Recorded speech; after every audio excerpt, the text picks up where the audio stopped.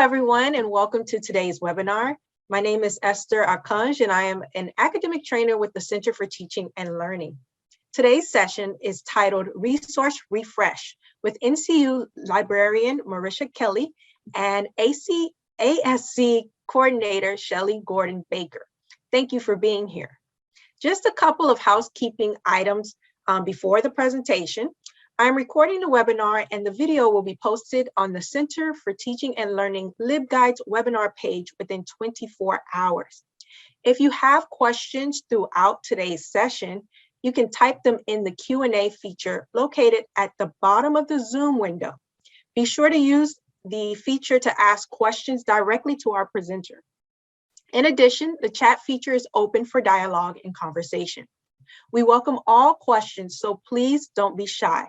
With that, I will turn it over to Marisha Kelly and Shelly Gordon Baker. Hello, everyone. Thank you for the introduction, Esther. My name is Shelly Gordon Baker, and I'm going to start off our webinar today talking about some of the changes that have occurred to Grammarly and Academic Writer. And again, thank you all for joining us today. So I'm going to go ahead and share my screen. All right, you can see my screen? Yes, all right. So I'm going to go ahead and get started. This is the Academic Success Center's website, and you can get to this from the NCU homepage under the Resource Centers. So if you have not signed up for Grammarly, this is where you would go to sign up for Grammarly. It is free as long as you're an NCU student. In order to sign up for it, you would go here to our Editing Resources section of our website. And then from here, you can find the directions for creating your premium Grammarly account. So when you click on this link, actually before you click on this link, if you do have a personal Grammarly account, please be sure that you sign out of that account. If you're still signed in and you attempt to sign up, it may ask you for a code. We don't have a code at NCU for signing up for Grammarly, so it's important that you go ahead and sign out of your personal account before attempting to sign up for the free account through NCU. But you'll follow the steps here by adding your name, your NCU email address, creating your password for Grammarly, and then signing up. And then you'll get a confirmation email from Grammarly. So be sure that you verify your email address in that particular or through that email, and then you'll have full access to Grammarly. And this is what the confirmation email looks like. Once you are confirmed, you'll notice that, and you're confirmed and you're signed into Grammarly, this is what Grammarly will look like. You'll have the EDU flag. They'll let you know that you're signed into your education account and you're receiving the premium version of Grammarly. You can also bookmark this page. Usually once you're signed into Grammarly, unless you sign out, once you go into the Grammarly page, you'll automatically be able to access your dashboard, but you can go ahead and bookmark this particular page for signing in. So I'm going to go ahead and give you a quick tour before talking about some of the changes that have occurred with Grammarly.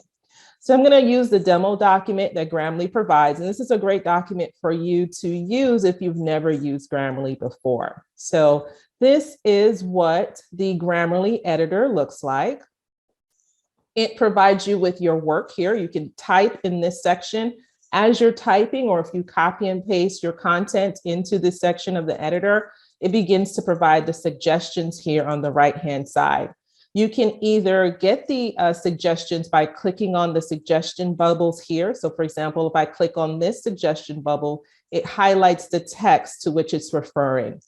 I can either use this and read the information, learn more about the suggestion, and make the change here if it's not giving me the option to change the text. Or I can, let me click on this, for example, I can click on the text in this section in order to bring up the suggestion bubble on the right-hand side. So here it gives me the option to rephrase the sentence. It's always important to read the suggestion before applying any changes to make sure that the change applies to your work. Grammarly is a great tool, but it is still technology. So sometimes the suggestions may not apply.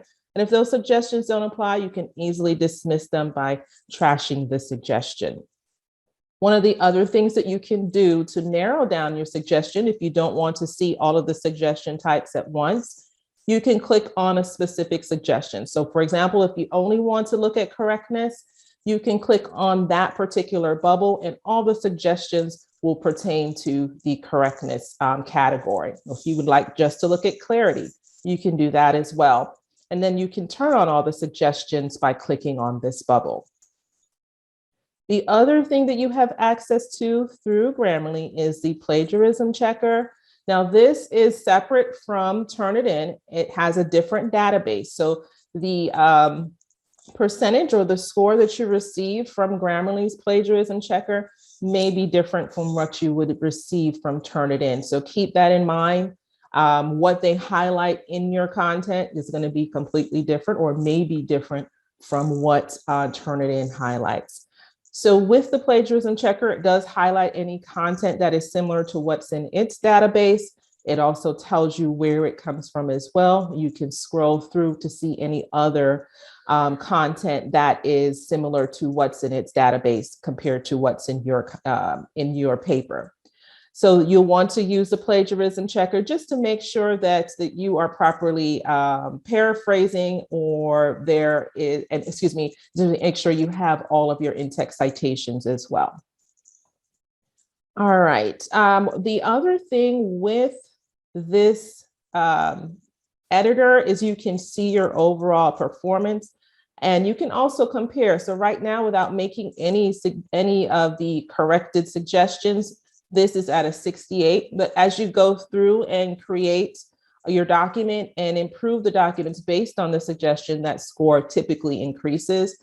But you can see here the score is based on word count and reading time and readability. So you can use this to compare where you started once you began creating your paper in Grammarly and once you started applying those specific suggestions. So that's how you use the Grammarly editor. One of the changes to Grammarly, if you have already used Grammarly in the past, before you did have access to the old editor, and looks like now that editor is no longer available. It used to be here. So if you go to this particular menu and you no longer see access to the old editor, they have done away with the old editor. So this is the only editor that they have available at the time. The old editor, you did not have the same suggestion types. So they've enhanced what's available to you. So this is the only editor that's available to you through the website right now.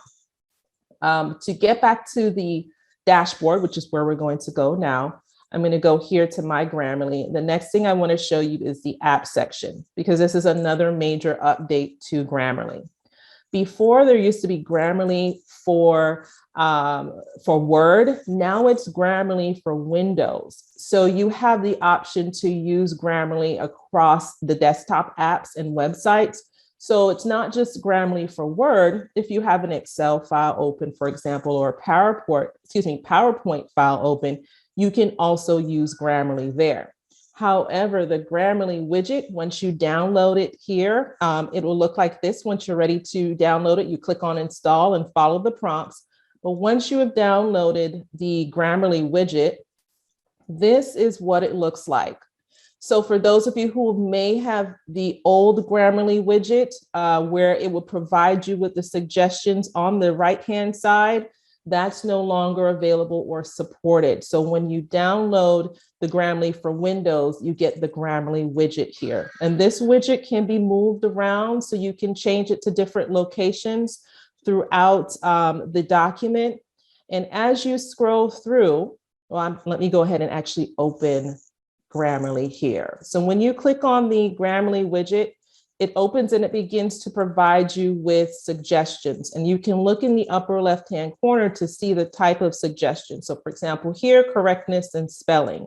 I can go ahead and accept this particular suggestion. And let me scroll down here so you can see. So you'll have to look throughout your document to see what portion of your document that suggestion is being highlighted in. So for example, here, this is the suggestion and here is where it's highlighted. So if you look for anything that's underlined and highlighted in red, you'll know this is the portion of your paper that it is referring to. You can accept any changes or you can dismiss, and then you can scroll through and then it shows you what section of the paper it's referring to, or you can click on the suggestions and it brings it up in the bubble. But you have to have the bubble open in order to really get all of the underlined or highlighted suggestions. If you close the bubble, it only provides you with the correctness suggestions here. And you can see as I'm hovering over the underlined suggestion, it gives me some information on what may need to be changed for this particular phrase in the paper. One of the other things with the Grammarly widget, if you take a look here at the Learn More, it gives you some additional information, just like in on the Grammarly website. It gives you more information so you're able to make a better decision about the suggestion that it's providing. And some of the last things about the widget, you can provide feedback. Since this is new, it's really, it would be really great if you can provide any feedback. If you notice something isn't working well, or if you notice there's a way that Grammarly can be improved, particularly this widget, go ahead and give them some feedback, since this, again, is a new widget for them. The other things that you can do, if you do not wish to have Grammarly on, you can turn it off using the toolbar here, the tool icon. You can turn it off for an hour, and you can completely turn off the suggestions. If you turn off the suggestions, Grammarly does go away. You'll have to go back to your system tray bar and then click on the Grammarly icon, go to the blocked apps, and then remove Grammarly from the blocked apps. And then Grammarly should appear back in your Word document. So that's how you remove it completely or turn off the suggestions for an hour. And the other thing with Grammarly, let's see here, let me go back to the tools. You can also quit, which again turns it off. You can go to the settings, and this allows you to customize your Grammarly, where you can go ahead, here, let me click on here. I'm sorry, that's not where I wanted to go. Let me go back here. Let me go back here. Pardon me for a moment. I want to go to my settings. So normally when you're here in the settings, it gives you the option to customize. This will be underlined and you can go to your account. So with the customization, you can turn off or turn on any suggestions. Right now, all of them are turned on, but when you customize, you can go in and switch them off. Okay, so that is how you use the new Grammarly widget. Again, if you have this widget, it's no longer supported by Grammarly, so it doesn't work the best. So it's you may want to eventually go ahead and download Grammarly for Windows. That way you can go ahead and use it not only in Word, but you can use it in your other Windows apps as well.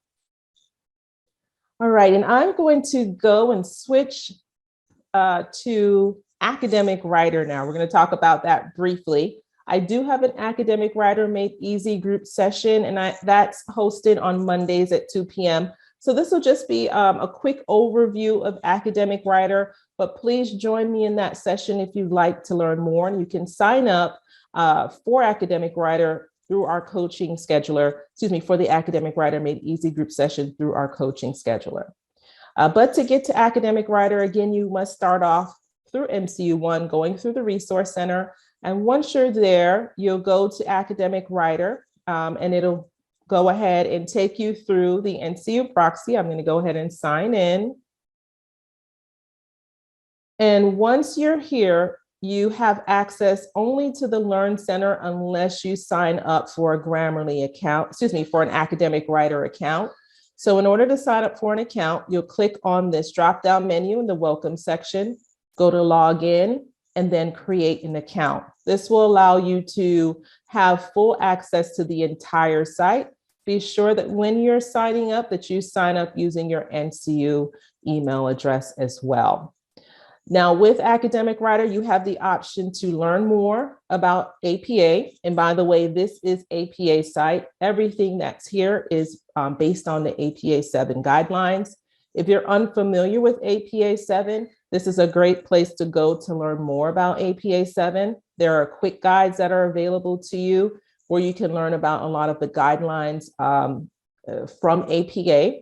So for example, if you wanted to know about citing sources, if you look at this quick guide on citing references in text, it'll tell you how to create in-text citations based on APA 7.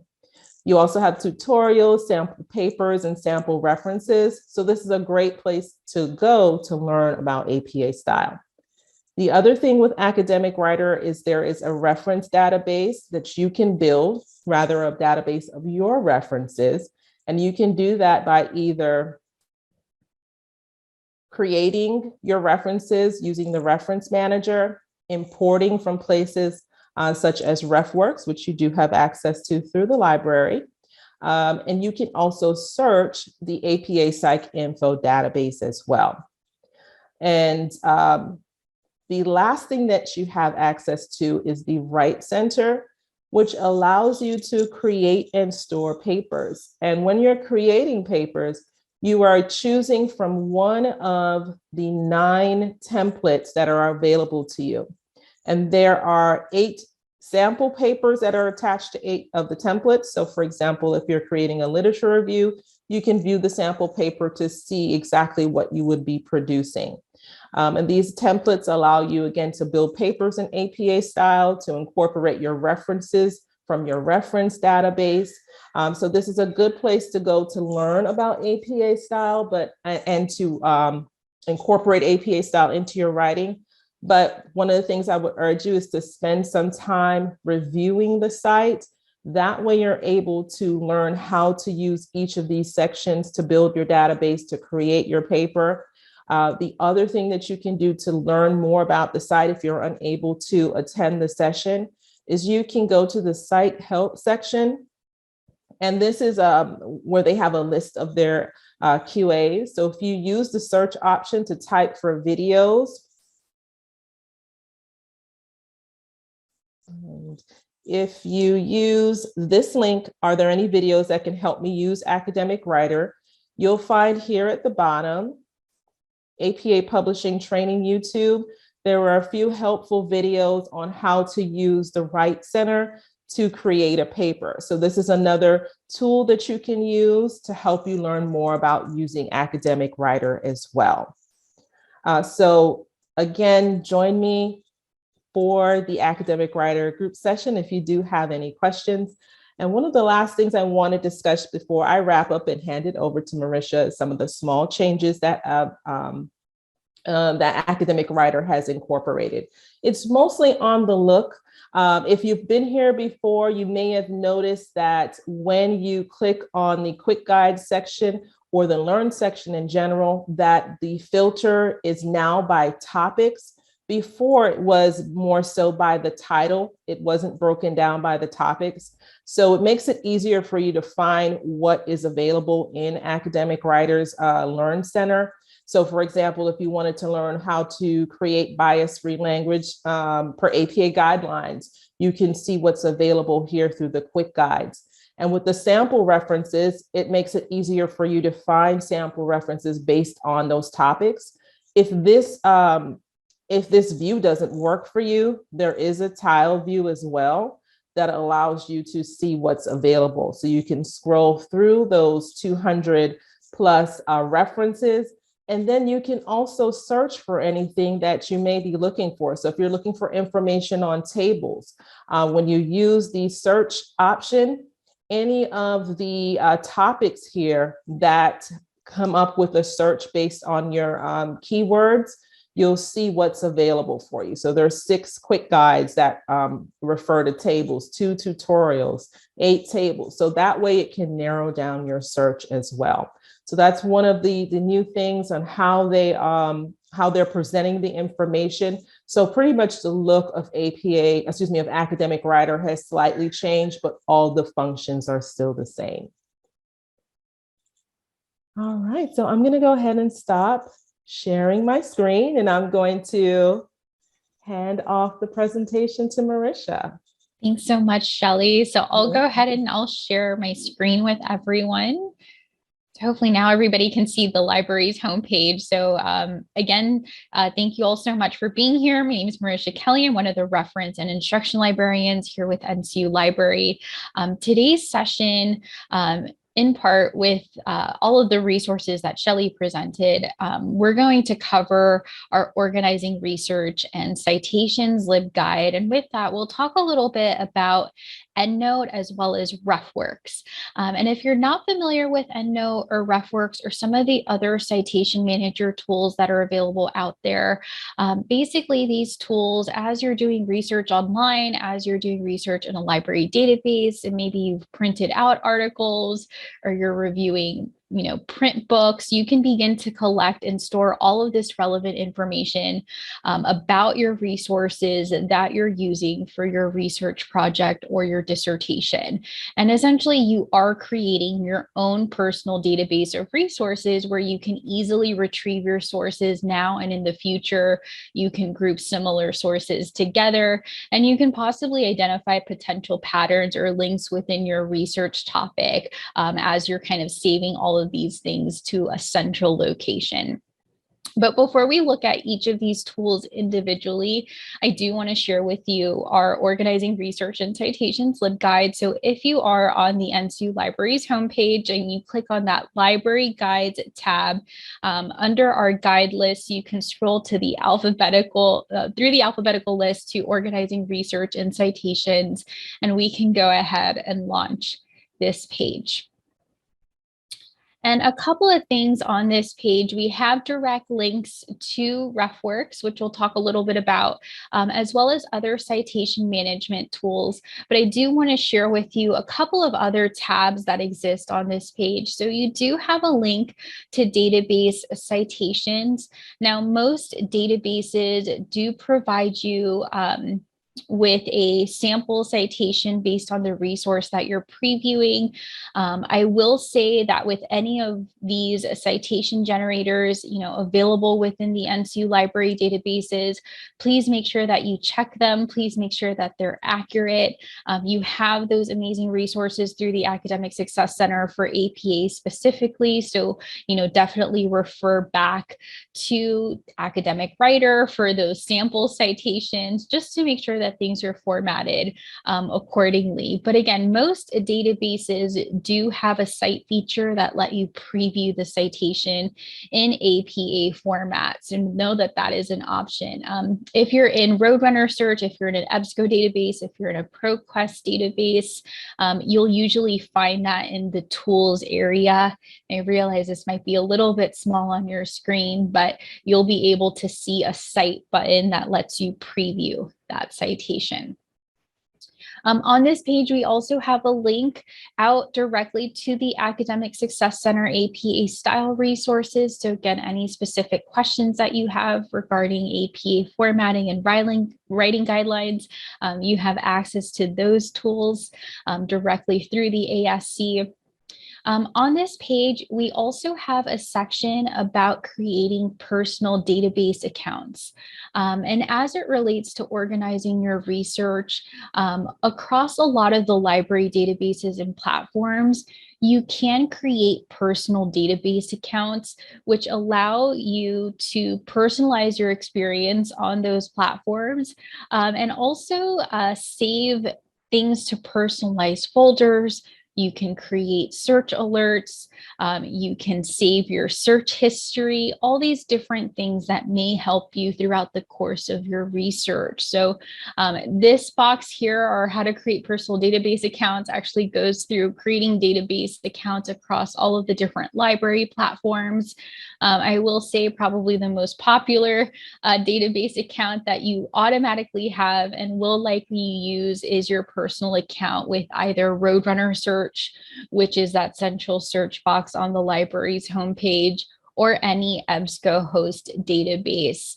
And with that, again, you can save save any resources to personal folders. You can create search alerts, and you can also save your search histories. So know that information about our database alerts and how to create personal accounts in these different databases exist on these two tabs here. So we've got one for personal database accounts and one for database alerts and RSS feeds. All right, so before we get logged into RefWorks, I do want to discuss some of the other citation management tools that are available. There are a lot of different citation management tools out there. I will say choose the tool that works best for you, that you feel most comfortable in using. The NCU library does provide free and unlimited access to RefWorks. So we will talk about RefWorks in detail, but we also provide access to EndNote, but it's a basic version of EndNote. On this page, you also have access and links to other citation management tools. So things like Mendeley, Perla, Zotero. So you may have heard of those as well. Now, I do want to stress with any of these other citation management tools, EndNote included, just want to let you know that the NCU library does not provide full-fledged support for these tools, and it may require an added subscription. So we certainly don't want you paying for a resource, and your access to EndNote actually ends once you stop being a student.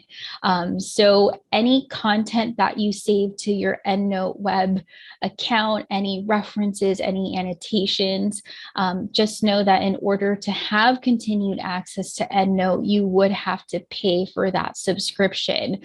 So I say that to say that, again, the NCU library provides full access to RefWorks.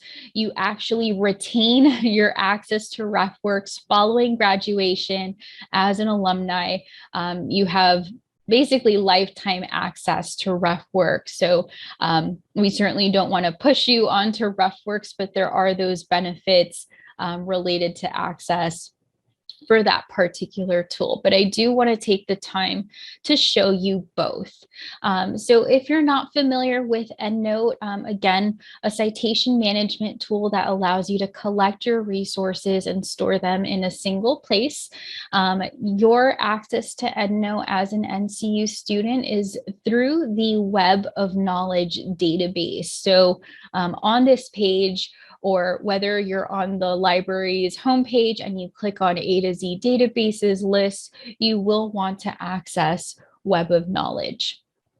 So I'll go ahead and click into this database. Now, very important, in order to use EndNote and in order to create your account, you will have to sign up for a personal account with Web of Knowledge. So we'll give that a minute to load.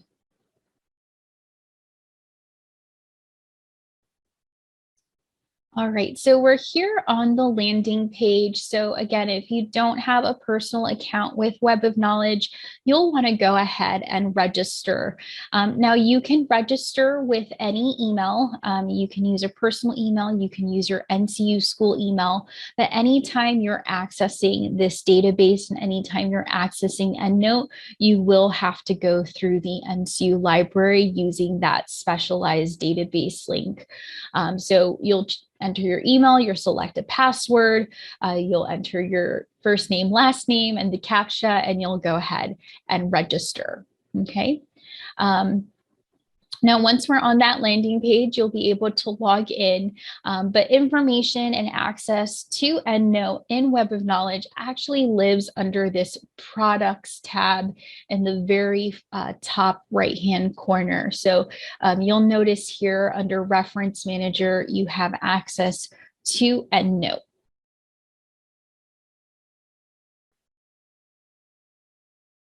So we'll give that a minute to load, but you'll notice that because I'm not logged in yet, again, with Web of Knowledge, your access to EndNote is pretty limited. It's the basic version of EndNote Web.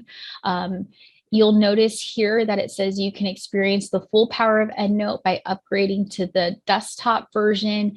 But again, that requires purchasing a subscription. So we don't want you purchasing any resources if we can help it, because we want to be able to provide you with everything that you need. So a lot of the tools and features that are available in EndNote are also available through RefWorks, which you have full access to. So I'll go ahead and sign in and just give you a quick little tour related to EndNote Web.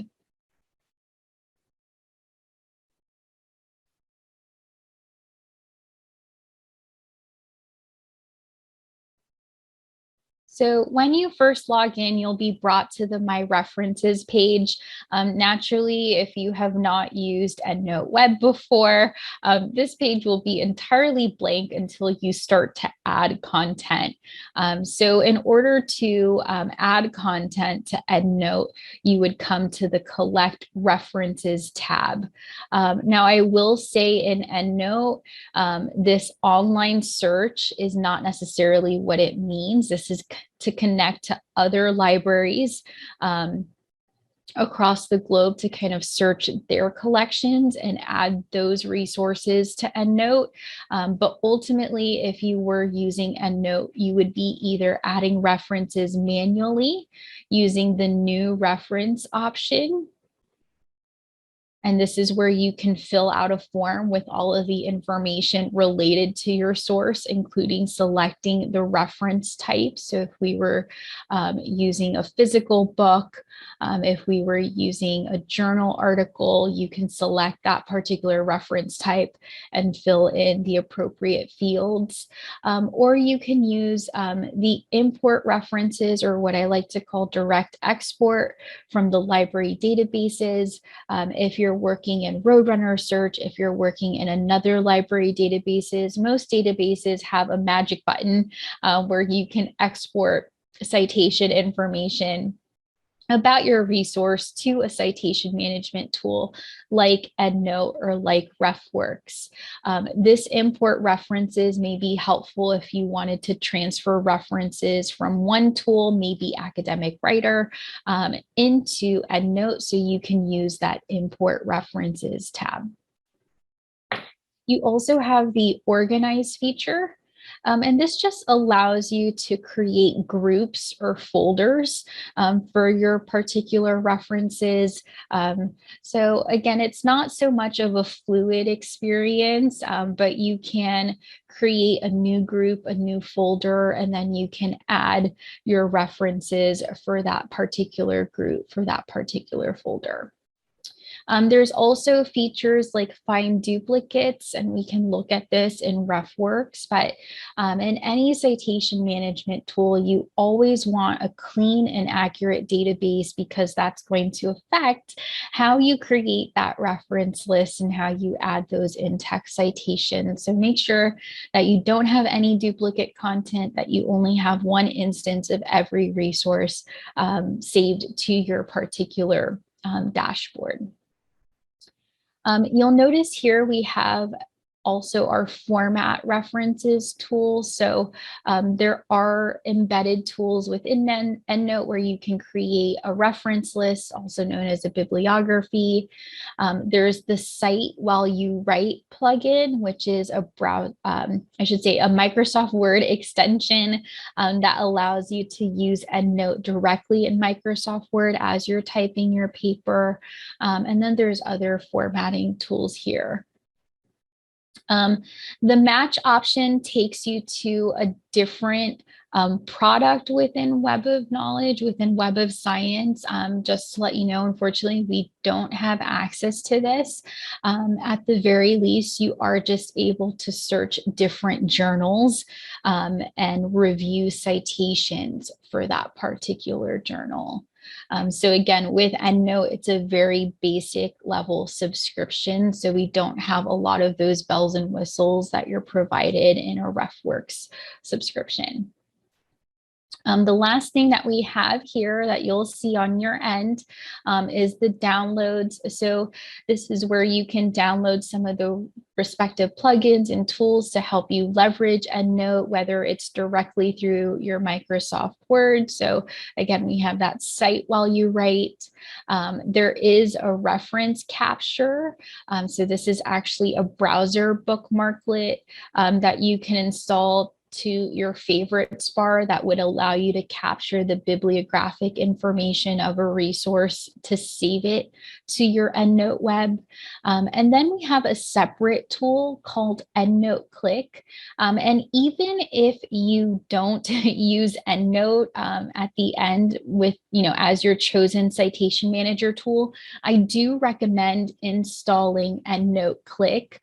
What this does is it allows you to scan the open web for any needed resources or documents. And if there is a free version available, EndNote will provide you with a copy of that PDF for no cost. So at some point throughout the course of your research, I'm pretty sure that you'll find the perfect article or the perfect abstract.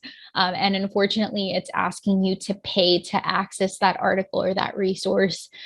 Please never pay for that article or resource without checking with the NSU library first. But tools like EndNote Click might help in sourcing that publisher version or that author version free of charge. So if it is available and you have EndNote Click installed, you'll see this little purple bar that allows you to view the PDF of that resource. And this is compatible with pretty much all browsers, so you can use it in Google Chrome, you can use it in Firefox. But at the very least, if you're not going to use EndNote, for some of the reasons that we stated, right? It's a basic subscription. You won't have access or don't have access to it following graduation. EndNote Click would be something that I do recommend that you install and use since it is free. All right, so again, a very basic overview of EndNote. We don't provide all of the bells and whistles in this basic account, if you will. However, if you are looking for a citation management tool to use, the NSU library provides unlimited access, full features, as well as much training on using RefWorks. So I'm going to go ahead and click on our RefWorks tab, and we'll talk a little bit about this tool. Now, this RefWorks guide exists 24/7, so you can always refer back to the content and information that is provided here. You'll notice that there are 2 tabs to access RefWorks. We have the legacy version of RefWorks. This is for students that were grandfathered in. So everyone here should be using this first tab, which is alternatively known as the new RefWorks. If you're not familiar with RefWorks, want to learn more about it, I will say when you first log in, it is not the most intuitive system, much like EndNote. You're presented with all these different buttons and tabs and menus. So I do recommend if you can devote the time to attend a live training. So our next one is actually tomorrow at 4 p.m. Phoenix time, or you can watch the recorded tutorial and follow along with the outline that is provided. In addition, if you have additional questions, if you're like me, usually the questions come after you've sat through a training, you can certainly schedule a one-on-one. So we do offer our RefWorks on-demand support service. So if you have questions related to RefWorks, if you have questions related to the basic version of EndNote, again, our our support is limited for any advanced EndNote support questions because we don't subscribe or have access to the full-fledged version. But any questions that you have related to these citation management tools, you can certainly book a one-on-one. You can come to this page, click on schedule a RefWorks on demand session, and that will open up our booking calendar where you can choose a selected day and then an available time. And our dates for March will be posted soon, so you should see those reflected by the end of the week. But again, that would give you an opportunity to meet one-on-one and kind of discuss your questions related to either citation management tool and using RefWorks. Now, what I would like to cover related to RefWorks, one is if you don't have an account, how you can get that set up. So on our introduction to RefWorks and account creation tab, you'll follow the steps that are provided. So we have a direct link where you can begin to set up your account. This is going to route you to the NCU landing page. So you can enter your NCU school email address and your password, and that's where you'll be pushed to the RefWorks sign up page where you will confirm your NCU school email address, and then you'll go ahead and fill out your name, your area of focus, your role, and that's it. You'll have set up your account. Now, there is a second step that you do have to complete for you to use the RefWorks plugin for Microsoft Word, and that is to set up an alternate password. So once you install that RefWorks plugin for Microsoft Word, you'll still use your NCU school email address to sign in, but you will need to use the password that you set up in your settings. So once you're logged in, you'll click on your name in the top right-hand corner, you'll click on settings, and then you'll set up that alternate password that you'll use for that plugin. Now, there are a lot of similarities with the tools and features that are offered by both EndNote and RefWorks, but again, RefWorks you retain access to as an alumni. You don't have to pay for a subscription. You have unlimited access. You can store as many documents, as many references into the tool as you would like. But I do just want to highlight some of those RefWorks writing tools and plugins, much like what is available for EndNote. So you do have access to RefWorks Citation Manager, and there is a short little video here on how this tool works, but this is the plugin for Microsoft Word, and I'm happy to show you how this works. So know that information about that lives here, and then you also have access to the Save to RefWorks tool. And this is also a browser bookmarklet that allows you to scan the bibliographic content of a web page and save that content to RefWorks. It doesn't work with all websites, but it's a nice way to kind of snip information about a resource if you're searching on the web and save it to the RefWorks tool. Now I think we have a couple minutes here, so I'm going to take maybe 2 or 3 minutes. I'm in a Word document, so I do want to share how to add the RefWorks Citation Manager tool to your Microsoft Word. That way you can begin adding your in-text citations and creating your reference list directly using that tool. So before we use it, we have to install it. So you'll click on your Insert tab. And on your Insert tab, whether you're using Microsoft Word online or on your desktop, you'll want to look for the add-ins option. And then under add-ins, you're actually going to do a search for RefWorks Citation Manager. I already have RefWorks Citation Manager added, so it lets me access it automatically, but you'll do a search and you'll go ahead and install that. And what you'll notice after installing it is that you'll have this RCM tab in your Microsoft Word ribbon. And once you're ready to begin writing your paper, writing your research project, you can go ahead and launch RefWorks Citation Manager. Now, if it is your first time using RefWorks Citation Manager, you will need to sign in. So it will ask you for your NCU school email address and then that alternate password that you set up. But this would allow you to add in any in-text citations or create that reference list once you've added everything to your RefWorks portal. So I'll give myself a little bit of room here. And just like anything else, both Shelley and I will stress with these citation management tools, always double check to make sure that your references and your resources are accurate, that there is no misspelling, funky punctuation, that things are appropriately capitalized and not in all caps.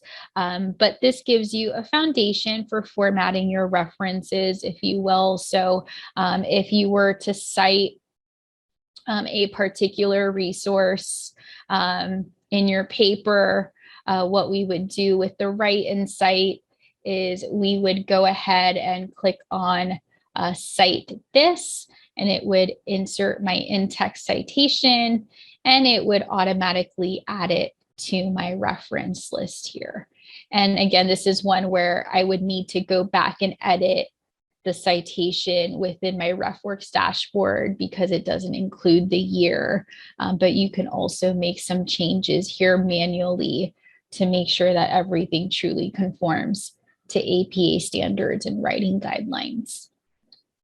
But that's a quick little tour related to RefWorks Citation Manager, as well as EndNote. Again, you have unlimited access to RefWorks, and we have a lot of resources to support you in using that particular tool. But you may want to explore other citation management tools like EndNote, like Zotero, like Mendeley. So know that all of the information, or at least the links to access, live on our organizing research and citation guides.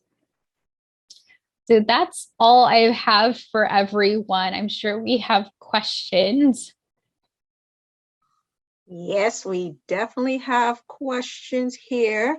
Okay, let's see. Okay, so Lisa's asking, where do we find the APA 7th edition book for class? Well, that's a good question. So we don't offer the actual hard copy, but with Academic Writer, and I'll share my screen really quickly so I can show you. So under the Learn tab, there are 71 quick guides, and each of those quick guides offer a section to the actual APA 7 manual. So for example, here, if you wanted to learn about abbreviations, you could either review the quick guide by clicking on the link, and then you can learn what's also in the manual. This is just a condensed version here, the quick guide, or you can use the Learn More section and then get to the actual publication sections for abbreviations. So if you actually had a hard copy of the APA 7 manual and you went to section 6.24, this would be the same thing that's there. So this is an alternative to having the actual hard copy of the manual, because you do have 71 sections available to you of the manual here in Academic Writer. Other than that, you could purchase the manual through the APA website or Amazon, your local bookstore, to actually have your own hard copy. Awesome. She says, thank you. All right. We have Rita who's asking if Grammarly is available for MacBook Pro. Yes, it is. On my end, since I am using a PC, it shows me that I have apps available for my PC. So when you log into Grammarly and go to the app section, it'll show you what's available for your specific computer. Awesome. Thank you. What happens with all of the personal experience in the different databases after graduation? I'm assuming like EndNote and all of those other features. Maria, correct me if I'm wrong. Yeah, so everyone here will retain some level of access to the NCU library following graduation. All of those resources that are available to you post-graduation as an alumni are actually available and listed through our NCU Alumni Library resources. So if you're on the library's homepage under How Can I, you can access alumni resources. So this would be a good place to see what's available to you post-graduation. RefWorks, again, is unlimited access. You retain access to your RefWorks dashboards online. So any documents that you save to the tool, any notes that you save to RefWorks, those will be available to you. Unfortunately, with Web of Knowledge, with EndNote Basic, your access to that particular tool, that particular database ends once you stop being a student. So that may require upgrading EndNote if you wish to continue using that tool. But for that reason, we highly recommend RefWorks because, again, you have unlimited access. You can use all of the different features and it doesn't require you to pay for a subscription, when in reality, it pretty much does the same thing. It just serves as a storage place for all of your resources. So I hope that answers that question, but let me know if I can clarify. All right, we'll wait to see if Maria responds. We'll move on to the next question. All right. The next one, Marty says, I have my own personal license for desktop EndNote. Is there a guide for how to connect my local version of EndNote to Web of Knowledge at the NCU library? So that's a great question, Marty. So as far as I know, and I may have to do a little bit of research, we don't have a direct link for EndNote to NCU library resources. However, if you are doing a direct search in places like Roadrunner or in some of the library databases, you can use the direct export option to save your content to EndNote. And I'm happy to pull up a quick example here.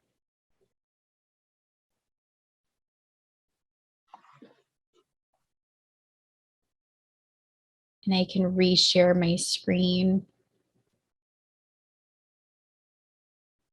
So again, most databases have an export option where you can send information about a resource to your preferred citation management tool. So if I'm on this article in Roadrunner search under tools, you'll notice that there is an export option and there is a link to download as a RIS file format, which is compatible with all citation management tools, or you can also directly export to EndNote Web for that particular resource. But again, I'm not familiar with a direct link to the NCU library that others have integrated, because again, we only subscribe to the basic web-based version for the tool. So I'm not sure if that answers your question entirely, but I'm happy to take a look at it. If you want to book a one-on-one or reach out to me directly, we can kind of take a peek at what you have for your full-fledged subscription to EndNote. All right, thank you. We'll wait out and see if Marty has any other responses, but I'll move on to the next question. Dylan, I believe. I tend to have problems with formatting when I use the in-seat reference tab. Sometimes the references disappear. I also have problems when adding multiple authors. Formatting gets quirky. Should I schedule a one-on-one session?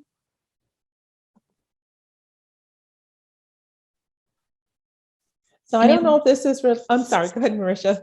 No, I think we had the same question if it's related to academic writer or RefWorks, right? Right, yes. I don't think they clarify. Let's see. I think it's Dylan. I'm not sure if I'm pronouncing that right. If you can clarify that, which, RefWorks. Yeah, so I think it would be best to schedule a one-on-one. That way we can check your settings and see how you're adding content to the resource. I will say, depending on how you're adding content to the tool and how you're adding content to your Word document, that might be a case where we kind of have to look at your particular settings. So I would definitely book a one-on-one. That way we can explore that further. All right. The next question is from Terry. Do I have access to Academic Writer after graduation? I believe so. I believe as long as you have access to NCU One and you can go through the proxy, then you have access to Academic Writer. And on that same note, well, will I retain access to the NCU email account after graduation? So that would probably be a better question for Service Desk. I will say for the NCU Alumni Library resources, you do need to have an active NCU email account in order to log in. So normally what ends up happening, at least from a library perspective, is if you're wanting to gain access to those alumni library resources, we can have you reach out to the NCU IT Service Desk and they'll reactivate your NCU school email address. That way you can use the resources for alumni. Awesome. Okay. The next question, when using RefWorks, the font is not in the APA required font of Times New Roman. Is there a way to change that on RefWorks? So that's a good question. So one thing I want you to keep in mind is that RefWorks is first and foremost a database of your own personal resources, but part of the functionality of RefWorks is that it can create an APA formatted reference list. That being said, RefWorks does not format your document, right? It only formats your references. So as you're typing in Microsoft Word, you'll need to ensure that you're using double spacing, that you're using Times New Roman, font size 12, automatic font color, right? So the goal of RefWorks is to really manage and format your citations, but it doesn't format your document. So unfortunately, there isn't a way to set that in RefWorks. You'll just have to do that post adding things to your Word document. All right. Thank you. Okay, we have the last two questions. Diane is asking, are students required to update to Grammarly Premium or the Grammarly Business version?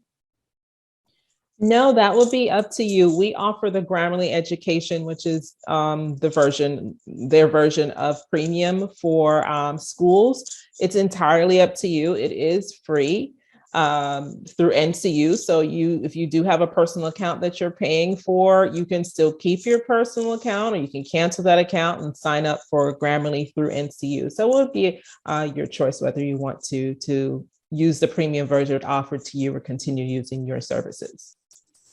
All right. And let's see. David is asking, Microsoft Word has an APA template document. So is that the correct version of APA style?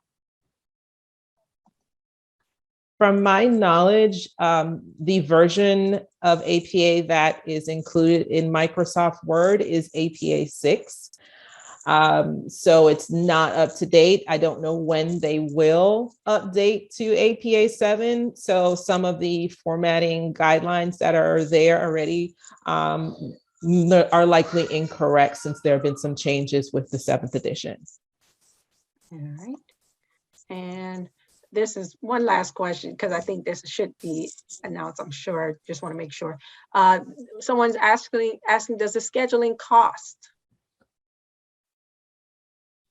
The scheduling one-on-one, does it cost anything to students? There is no cost for scheduling one-on-ones for RefWorks or library research consultations, all of that is provided to you as a student, and it's just part of the support. And I'm sure Shelley can attest to some of the otother resources in the ASC too. Yeah, and it's the same for our coaching services, our 3 coaching options, whether you're doing a recorded, individual, or group session, those are all free. We do have proofreading. That proofreading service is fee-based, but that's optional. So that's the only one that would come with a cost. Awesome. Okay, so I do want to take this opportunity, as it is the top of the hour, to thank Marisha Kelly and Shelley Gordon Baker for taking the time to present, and to thank the attendees for joining today. As a reminder, the recording will be posted in CTL LibGuides within 24 hours.